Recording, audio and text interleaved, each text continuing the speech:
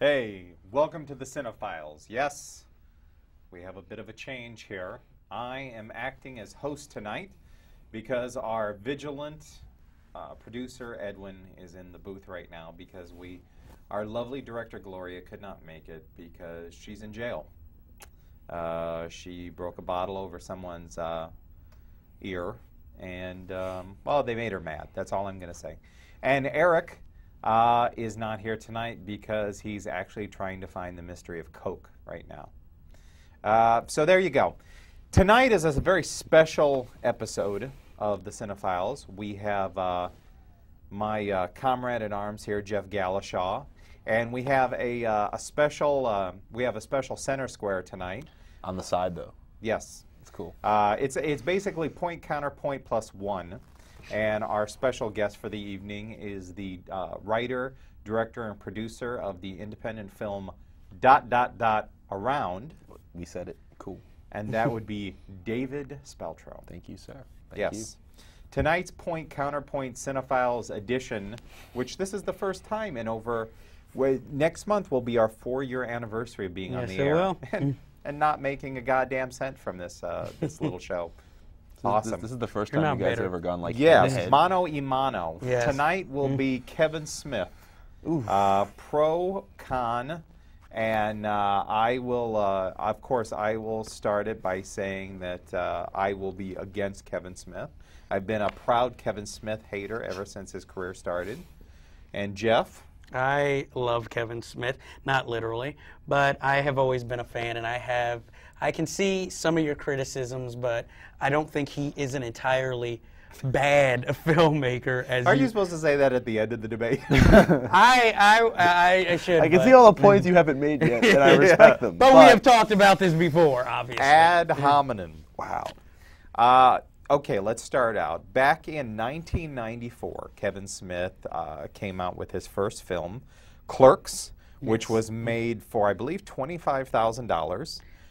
Shot on 16 millimeter negative, black and white, which is probably at the time the lowest film stock, or the cheapest film stock you could buy other than 8 millimeter. He filmed it all in his hometown in New Jersey.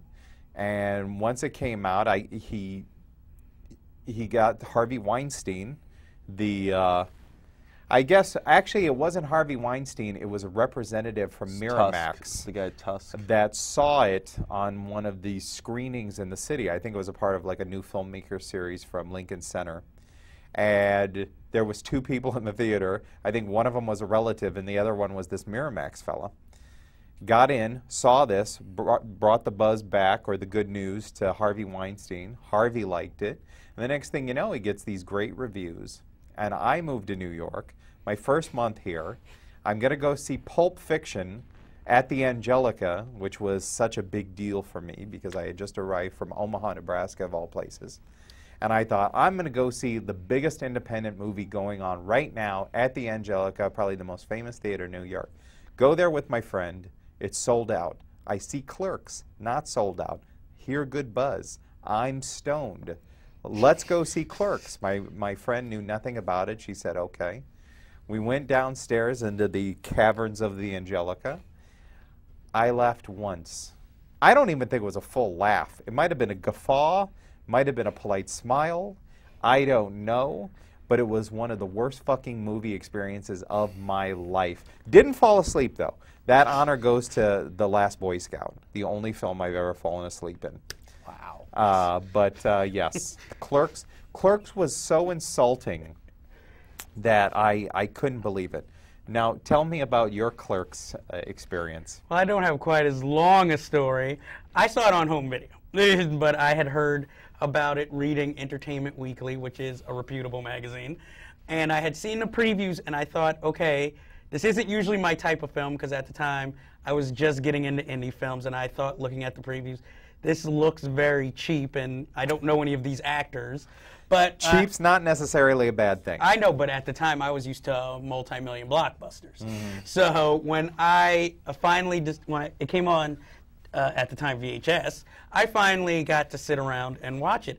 And I had a quite different experience where I was laughing from beginning to end in the privacy of my own home So it wasn't like I was laughing with the audience. I was laughing for myself because I thought, now I'll position myself like this. I had not seen a lot of talky, dialogue-driven films at the time. Again, I was used to the blockbuster films, so this was sort of a revelation for me. A movie where nothing is really happening, but it's pure dialogue and all comedic dialogue.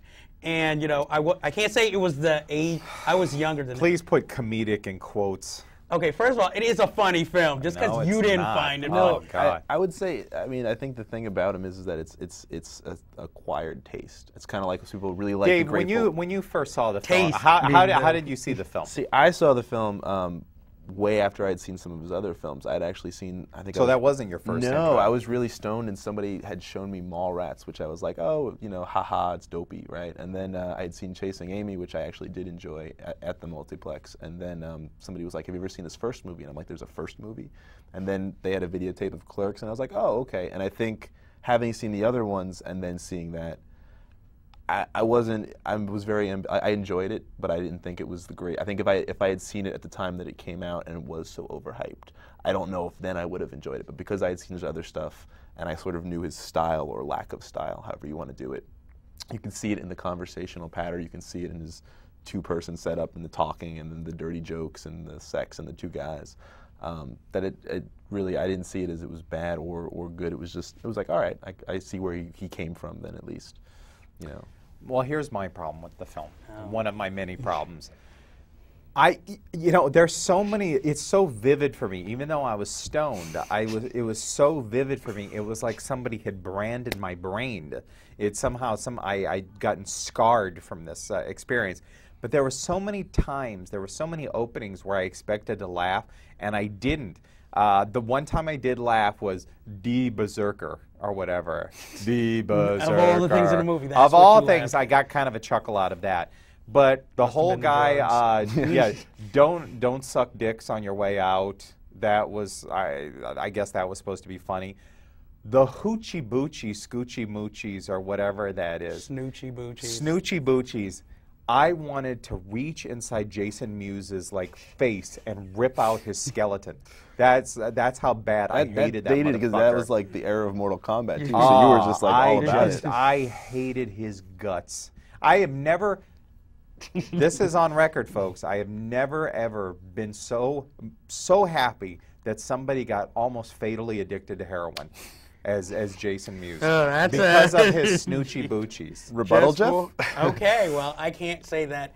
Is snoochie boochies funny? Is snoochie boochie David, is snoochie boochie funny? No, really.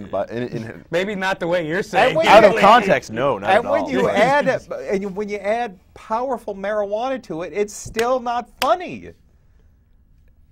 Maybe that's you. Perhaps you did not have the best dealer at the time. Exactly. Wow, this was good stuff. It made everything kind of fuzzy and warm, you know? I mean, you can't just boil down an argument to is Snoochie Boochie's funny. There's other stuff and other dialogue in the movie. That just happened to be his catchphrase. It's just like Jerry Maguire with... awful. We're not talking about the quality of the movie. My question is your awful catchphrase. That was an awful catchphrase, but people still like the movie. Is your reason for disliking him, well, you haven't seen most of his films, we'll get to that, but that you dislike Clerks is you just didn't get it. It just didn't work for you. No. Also, I don't find, I can't remember if it was Jay Hoberman of The Village Voice or David Anson of Newsweek that had a blurb on the poster or the ad in the paper, and the big thing was smart and smarter, because that was the time that Dumb and Dumber came out. Oh. So that was their big tagline, smart and smarter. And I kept waiting for the smart dialogue to happen. I was waiting for when it was getting smart. And it's not smart because dick jokes usually aren't smart. I can sit there and I can talk about how great the inside of my asshole is, or how much if I crap my pants it's going to burn all day. Wow, I'm smart. I'm a fucking genius. Well, okay, first of all, that was... I hate when I masturbate and the underwear sticks to me. Well, I think... Okay, wow! first of all, your problem might Get be... me into Mensa. Your problem might be more with what the critic said. Kevin Smith cannot help that the critic gave him... Well, he said smart and smarter, and a lot of people, like you just said, dialogue-driven. Yes, it is. When you say dialogue-driven, that usually says that the dialogue is so smart that it drives the film. Well, okay, I can see your point, but my whole thing, okay, maybe the way I meant dialogue-driven was that since the camera doesn't move that much, most of the action is through dialogue, them telling stories or insulting each other. And I enjoyed the film on that aspect. I didn't pay attention to the blurb that said smart and smart and waiting, when's the smart stuff coming? I mean, the only thing I would say that was smart about the film is that in, I guess, the one-liners, he happened to use bigger words than were at the time used in most jokes. Outside of a Woody Allen film. I don't remember the whole script. I can't sit there. So much saying, for a point counterpoint. Well, I am sorry. This show was just thrown on me. Weren't you getting ready for this? I was getting ready, but not for this week. But so I think we should move on to the next film because obviously. But wait a second. Okay, you have another argument. Yeah, no, not another argument, but another reason that it really pissed me off. You have the character of Silent Bob. Okay, he's silent throughout. He's given Snoochie Boochie heroin addict advice mentally or something like that. So his two big moments in this film are him doing the silly little dance outside 7-Eleven, which got a smattering of laughs in the theater, and I was stone-faced because I thought, oh, Silent Bob, he's silent, but a great dancer. Very cheap.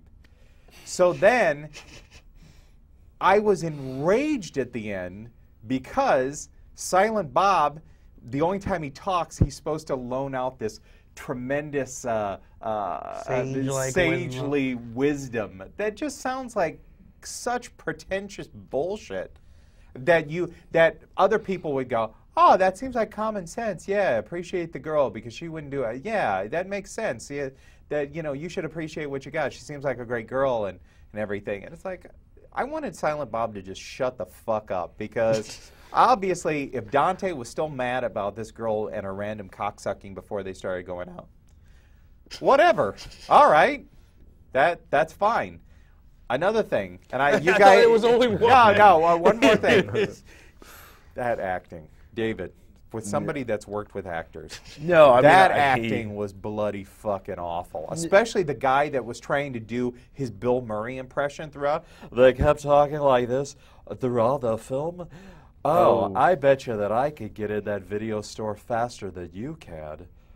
Oh, look at me. I'm Bill Murray Jr. It's so great because you both have these vivid memories, and yours is more like the head time trauma. that you were like molested by Exactly. like a relative or something. It's like it just sounds horrible. Like I you make see it it through rose-colored glasses, and you're you sitting love over it. here. You love it. He's tortured by it, and I mean, like, I feel like it's one of those things where if I had never seen it, my life would still be the same either way. I wouldn't feel either way about it.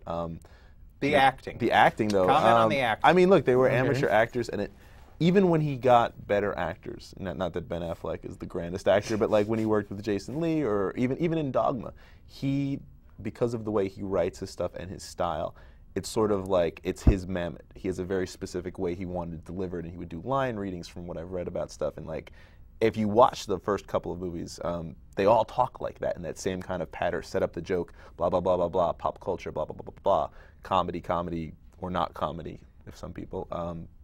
And so the acting, I don't know if he would have ever gotten great performance out of those guys. I think one guy was like a community actor, and one guy was not an actor at all. The one you keep critiquing. A lot of like friends and family people. So I think that first one, they weren't actors, and I also think he could. He probably did the best with what he had Sure. at the time. All right, I'll give him credit. Acting was still puke, but anyway. Okay, let's go on to the next one. Okay, Mallrats, a movie you famously did not see, but tell us the story of how you almost saw it. I wasn't really seriously considering seeing this film because Clerks was such a trauma. A rape for you. A friend of mine saw Mallrats, and his critique, I said, okay, tell me how it was, because Clerks was awful, but if this guy's made a good film, let me know. And he said, well, if I had taken a dump and I had watched the turd float around the water, that would have been more entertaining than Mallrats. Now, from what I've heard of Mallrats, besides that critique, it wasn't great. Jason Lee and his bizarre, like, little spazzy antics in that, I don't understand that, because I would see that from clips. Couldn't figure out if he was retarded or whatever. I think his name was Spanky in the film. Banky. Banky. No, that was actually Chasing Amy. He I'm was sorry. Banky. Yeah, it gets all washed into the Combobulated. same All one dirty and the load. same.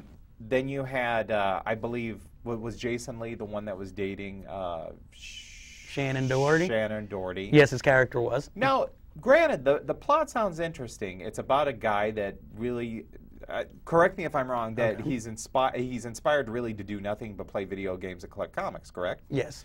And I was actually very interested to possibly see this at one time or another because Stan Lee made a feature film, and I'm a big comic book fan. Best cameo he's ever had in a movie.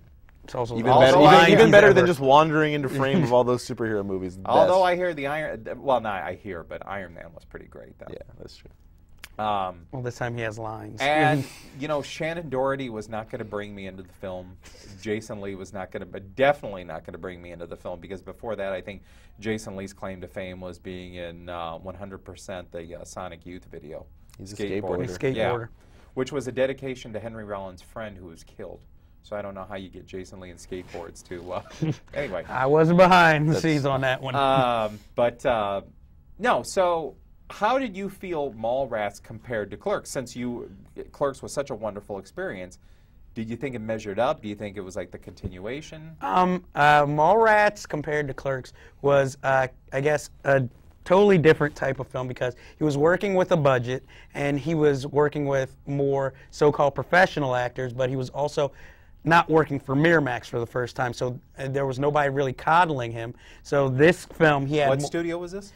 This was Gramercy, which is now out of business. But it was Jim Jacks and I believe Sean Daniel were the executive producers who Universal. who had produced Dazed and Confused and movies like that. So, you know, they just wanted him to write a youth comedy, any subject he wanted to. I think wasn't the original intent for, I think the producers wanted him to do his Porky's, correct? Yes, but what he later complained about was that he had written pretty much a high school movie for college students, and the high school students couldn't see because it was rated R. Because, as you have verbally said earlier, most of his stuff is pretty much potty-mouthed humor. Now, how I felt about this film, I enjoyed it so much that I saw it twice in theaters. Once on my birthday and once on a Friday night. I just randomly went to go see it because I wanted to see it. Yeah. Now, okay, before you say anything, now it has been years, and over the years I've watched it and rewatched it, and this is interestingly the film that has brought him the most of his audience because since it was, again, most high schoolers discovered it on VHS. I will say watching it now, it's not as magical as when I watched it then. And I will say, well, you say magical. What clicked for you? What was like? Oh my God! I really can't explain it. I guess it was, maybe it was more the person that Kevin Smith is. You know, as maybe a guy from humble beginnings who got to write what he thought was funny and actually got a film out there. So I saw a bit of myself maybe in that, and I liked the humor that it was more dirty than. But dude, I know you. You're Yes. not a dick joke guy. You're the least dick joke guy I've ever met in my life. Well, that's to you. You haven't seen my stand-up yet, but Nobody's seen your stand-up yet. exactly. And if they saw it, they'd Well, be nobody's shocked. seen my opera. But they know you like a good dick joke. So is your stand-up just dick jokes the entire? No, it's not dick jokes, but it's You more drug. obscene. I'm a fan of obscene. Let me talk about my mom's period. Yeah, okay, I'm a first- genius. Smarter. Look, all I This is say. the voice of God, and I want you to know Kevin Smith is going to burn in hell for all of his crappy films. And by the way, you have 7 minutes left. Says You the know, man most- who made most- Death Wish, who loved Death Wish 3. Most, This is God. most shows don't actually have God call in. So I gotta say, I don't know what budget you guys Never are working has with. this ever but been it's- more public access before than tonight. Exactly. But my whole thing is that I enjoyed the film. I'm not going to say it was the greatest thing. And I think with this film, I also noticed one thing about Kevin Smith, which isn't necessarily a critique, but it is that no matter how much money you give him, he somehow makes everything look cheap. That is the only thing you will get me to say really badly against the man. Okay. Chasing Amy. Chasing Amy. How did that compare with the first two? I think this was more of a personal story, so, I mean, it still had dick jokes, but it had more of a personal and dramatic scenes instead of just the jokes. There was a point to everything, and I really enjoyed the film so much so that I was the unofficial publicity person for it because every time I saw it, which I saw 5 times in theaters, I went to Jesus Christ! Yes. That's his Lord of the Are you Rings. kidding me? Yes, that was my Lord of the Rings. Wow. I told everybody Fuck. I knew they had to go see this movie. I loved it that much. Films once cost like $5 though. So. Wow. This was during the 750 phase. Oh. Wow. So, yes, My I saw- God. I would have like stopped being your friend, I think, if you would have convinced me to go see that. But I will say at It this has 2 of the worst leading actors possible. I- It's Ben Affleck and Jolie Joey Joey Lauren. Adams. With her Joey voice, Laurie she Adams. screams a lot in that movie. And Well, that does that's just- almost she kill has a her, though, high-pitched because voice. I believe dogs were But just I mean, wandering first on of all, set. don't you think it's a little... Somebody should have been, I think it was Martin Brush who should have learned this later. But of all men that are going to convert lesbians, Ben Affleck ain't converting no lesbians, He did it brother. twice, man. He did it. Yeah, he yeah, did it. Martin Brush, like I He's said. just- Well, he's the just whole the guy. But I think the whole reason at the time And Ben I don't Affleck even mind didn't. Ben Affleck. Ben as a Affleck person. didn't have the Yeah. reputation he once had at this time. This was really his first leading role, and the whole thing was that since Kevin Smith had gotten along with Ben Affleck filming Mallrats and felt that Ben Affleck most likely would never have a future as a leading actor, not because of his acting skills before you say anything. The cast actually could have been worse because I believe he did it independently for like $250. But Yes, yeah, because originally they wanted Jon Stewart to play the and lead. David Schwimmer, right? Yeah, Which it was would've either been Jon awesome. Stewart and David Schwimmer and Drew Barrymore in the Joey Lauren Adams role. Because Cool. those were the Miramax players at the time. They all had- Yeah, and then he started, give Kevin Smith credit. He started dating his leading lady, Joey. Well, he was dating her before the film. Yeah. though. And I thought, wow, this fat piece of crap really lucked out, and he's got this like pseudo babe, and good for him. He's managed to luck out. His deal with Satan is almost complete. And then he said later on that he had to break up with her because every time Harvey Weinstein would send him a fax about projects or edits or anything like that, she would get the faxes and read them first. Before he got a chance to read these faxes. So I thought, wow, she's a deceiving little bitch. But anyway, hey, I'm sure And she that's was more of a never personal seen thing. again. I'm sure the sex was True. great. Yeah, she directed one movie with Ashley Judd. Yeah, good for her. Okay, so Next is Dogma. yeah. Now I had a friend once No, again. another I friend. asked Stop a listening friend. to your friends and watch these films for yourself. I asked and a form friend, your own I opinion. said, what did you think of Dogma? And he said, you watch this film and you just can't help but think Kevin Smith is sitting in the background going, wow, wasn't that a smart line of dialogue? Don't I sound so smart? And I thought, wow, if I see this, not only will I hate him, but I'll probably go out of my way to pull like a Hinckley or something and kill him. I always vowed that if Kevin Smith and I were ever in the same room, I would throw a garbage can at him.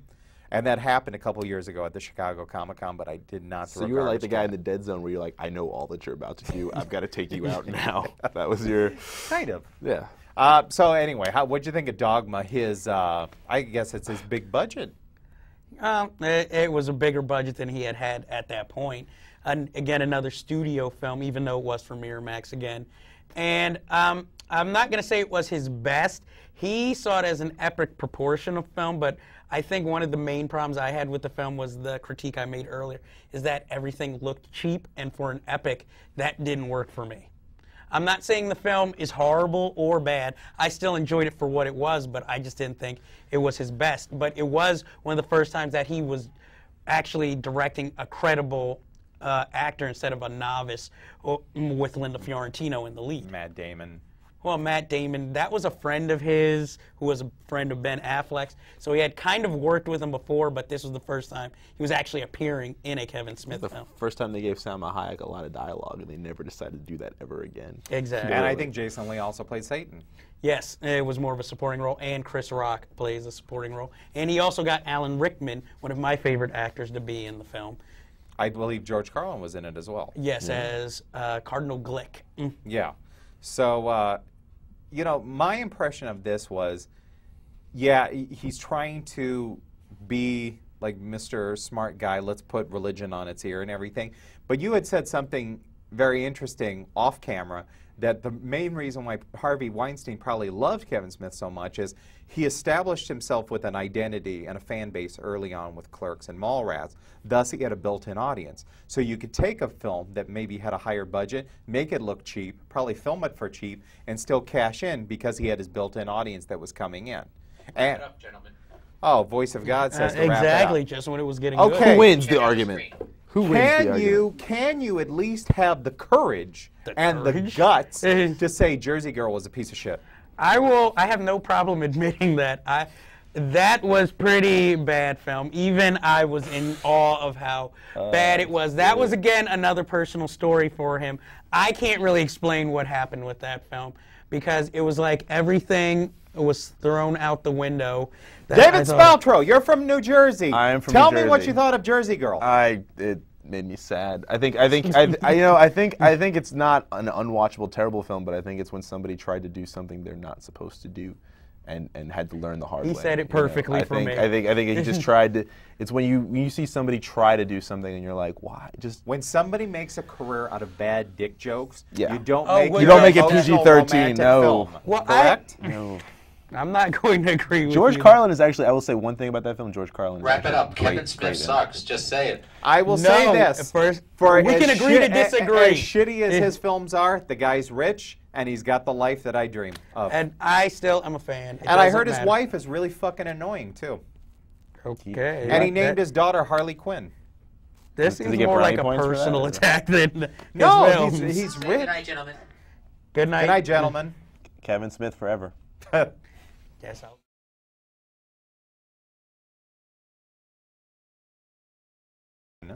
And our special guest for the evening is the writer, director, and producer of the independent film ... Around, We said it. Cool. and that would be David Spaltro. Thank you, sir. Thank Yes.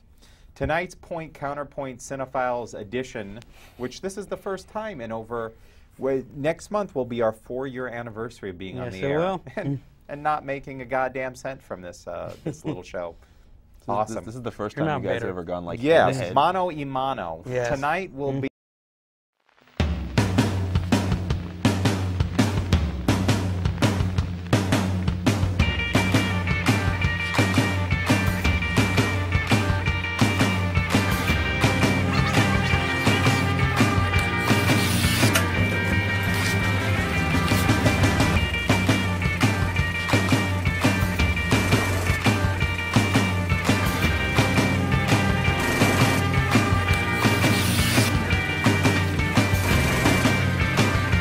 Kevin Smith, pro, con, and I will, of course, I will start it by saying that I will be against Kevin Smith.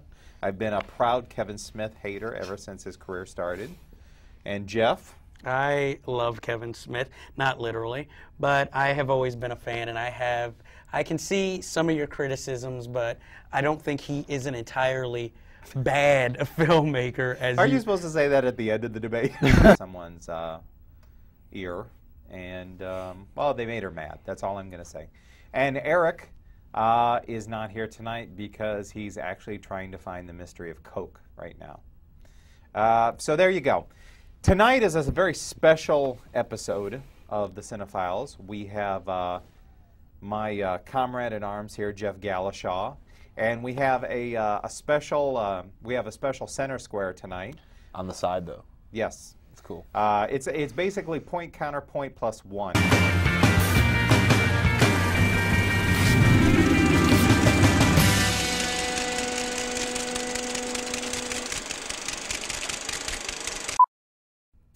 Hey, welcome to the Cinephiles. Yes, we have a bit of a change here. I am acting as host tonight because our vigilant producer, Edwin, is in the booth right now because our lovely director, Gloria, could not make it because she's in jail. She broke a bottle over